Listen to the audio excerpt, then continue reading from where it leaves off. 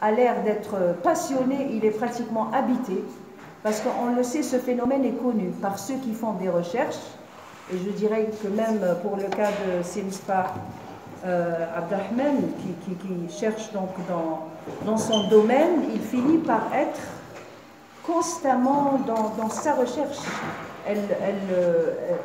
Il est constamment, on va dire, dans cette quête. Et après, on n'a plus de place à autre chose.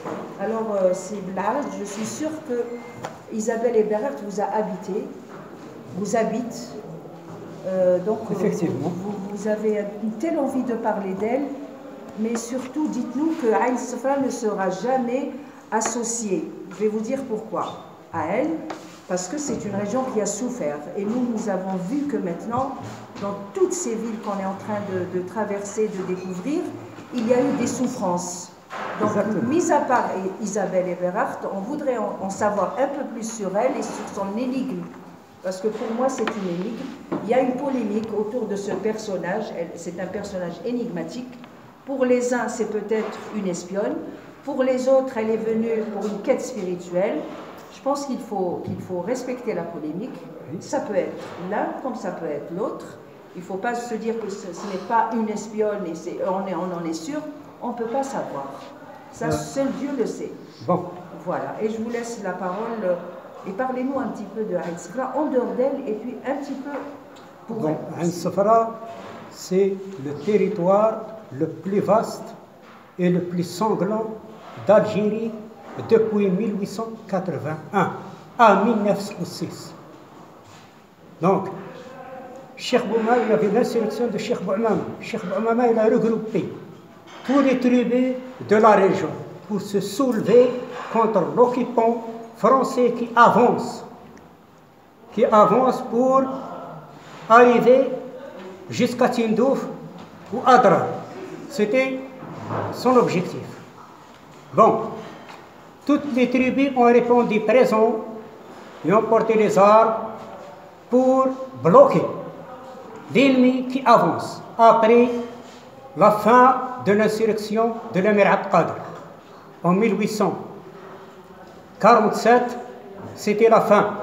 L'émir Abdelkader est venu à Aïn Safra pour regrouper, pour faire une force avec les Ouled Sid Cheikh et les gens de la région, mais il n'a pas pu.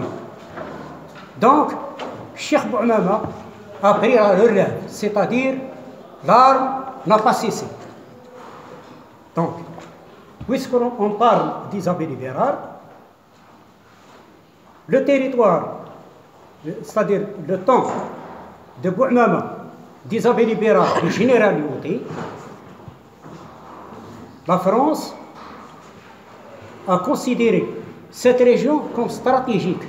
Il fallait à tout prix faire une caserne militaire ici, une grande caserne militaire. Je pourrais vous dire maintenant qu'elle est la plus grande d'Afrique. On n'appelle pas ça la caserne Lyoté, on appelle les casernes Lyoté. Donc, durant la Révolution, il y avait 37 000 soldats sur 8 500 civils, toutes communautés confondues. Donc ça pour parler de Aïn Safra.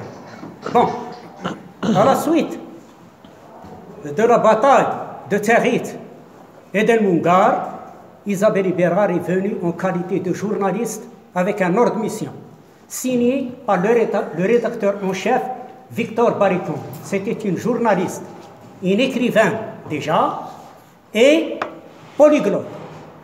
C'est-à-dire, elle maîtrise trois langues, le russe, parlé par son tuteur Alexandre Torfomouskit, l'anarchiste. Le français, il est parlé par la famille aristocrate, c'est-à-dire de sa mère. On parle à la maison en français. Et l'allemand, c'est la langue de sa mère, parce que sa mère, c'est une Allemande. Donc, elle maîtrise les trois langues. Elle a grandi en s'habillant en garçon. Donc, et par la suite, elle est devenue un cavalier arabe. Elle monte à cheval, etc., etc. Donc, c'était ça l'instruction donnée par les anarchistes à leurs enfants. C'est-à-dire qu'il n'y a pas de différence de sexe. C'est-à-dire qu'ils doivent comprendre les langues et ils doivent être, c'est-à-dire très fort et avec un caractère, comme vous le savez, parce qu'il renie, il rejette les lois des républiques et des royaumes. C'est des gens anarchistes. Donc il est venu avec cette idée-là. Ensuite, elle a découvert l'islam. Alors l'islam, elle a changé complètement sa vie. C'est-à-dire, elle n'a pas trouvé dans les anarchistes ce qu'elle souhaitait. Donc l'islam, c'était la nahda à l'époque. Donc, la maison, il avait une villa, la villa neuve de Genève, c'est-à-dire tous les proscrits, ceux c'est-à-dire qui viennent de la Sibérie, hein, donc les Maghrébins, donc il est ouvert, la porte de la maison est ouverte à tout le monde. Donc c'est là qu'Isabelle Libérard a connu les Arabes, et c'est là que sa mère, après la mort de son mari, le général de Mourder, c'est un général chargé des services de renseignement. À cause de son fils malade, ils sont venus s'installer en Suisse. Bon. L'islam a gagné déjà son cœur à l'âge de 20 ans, alors qu'elle était encore en Suisse. La première, c'est-à-dire grâce à son frère qui était légionnaire Abel Abbas, il y a une correspondance avec eux de lettres. Donc il a commencé à bien comprendre ce que c'est que l'Algérie, ce qui se passe, etc. etc. Bon, je ne me cache pas. Bon, la première nouvelle, c'est cette photo-là. Elle nous donne un souvenir de son ami Nicolas Podolonsky. Nicolas Podolonsky, c'est un marin russe qui a fait sa connaissance. Donc, la première lettre, le premier article qu'il a fait dans le journal La Revue du Monde moderne, c'était une nouvelle qui fait mal aux Français. Elle dénonce l'occupation française dans cette nouvelle-là. Qu'est-ce qu'elle dit dans cette nouvelle? Elle prend comme exemple un village. Ce village-là est attaqué par des légionnaires et des tirailleurs. Ils ont massacré la population, ils ont même brûlé la mosquée. Donc cette nouvelle-là a échappé à la critique à l'époque parce qu'elle était signée par Nicolas Podolonsky. Donc c'est ça. En 1886, il a pris cette photo-là par Louis David. Louis David, c'était photographe à Genève. Donc ces photos-là, comme vous voyez, voilà, elles ont été prises à Genève. Ça, à Ain Sefra. Ça aussi à Ain Sefra. Mais pour ne pas... Ça, c'est à Genève. Voilà, c'est les photos. Voilà, pour faire passer les photos. Donc, elle s'est mariée. Donc, elle a trouvé en Algérie, sa mère est devenue musulmane. Elle est venue ici parce que c'est le médecin. Le père d'Isabelle Libérard, c'était un musulman. Il fallait cacher son nom. Pourquoi cacher son nom? C'est à cause de la pension de son mari, un général. Donc, il avait 3 ou 4 enfants. Donc, il fallait les élever. Il fallait qu'ils vivent bien. Donc, automatiquement, il a caché la naissance d'Isabelle Libérard et lui a donné son nom. Isabelle Wilhelmine Marie Eberhard. Voilà. Donc, Annaba, sa mère, a fait la shahada devant l'imam de la mosquée. Et Isabelle, non. Pourquoi Isabelle, non? Parce qu'elle est née musulmane. Donc, pour ne pas... C'est vaste, tellement c'est vaste de parler d'Isabelle Libérard. Donc, elle a trouvé dans la Qadiria, c'est une confrérie, elle a trouvé une famille, parce qu'elle était seule, sa mère était morte. Elle s'est trouvée toute seule. Donc, il lui faut une famille en Algérie. Donc, la famille, c'est la Qadiria. C'est l'âme collective. La Qadiria, quand on entre dans une confrérie, hein, on est des frères, on est des sœurs. Il y a une solidarité. Il ne manque de rien. Donc, elle a trouvé dans cette Qadiria un mari qui parle français, qui la comprend et qu'elle l'aime. Donc, elle a trouvé l'amour. l'amour de l'Algérie, l'amour de l'islam, parce qu'il a pénétré son âme, et enfin un mari. Bon, Isabelle Libera, c'est aussi le médecin, c'est aussi l'infirmière des nomades et des pauvres. Donc, elle a fait ce qu'elle a pu durant tout son passage, soit dans l'est de l'Algérie, soit dans le sud de l'Allemagne. Elle se déplace chez les nomades. Elle soigne les gens.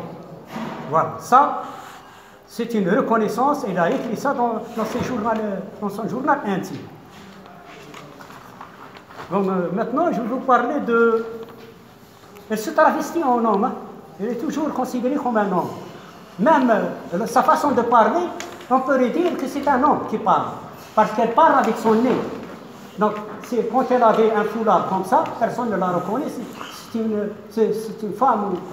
Une fois qu'on enlève le voile, on peut facilement connaître que c'est une femme. Voilà, elle s'habille en musulmane. Faites passer les photos. Voilà, ici, comme en étudiant. En étudiant. Ça, on a parlé de ça. Voilà comment elle s'habillait au Sidorani. Sidorani, elle s'habille comme ça. Voilà, Sidorani, elle s'habille comme ça.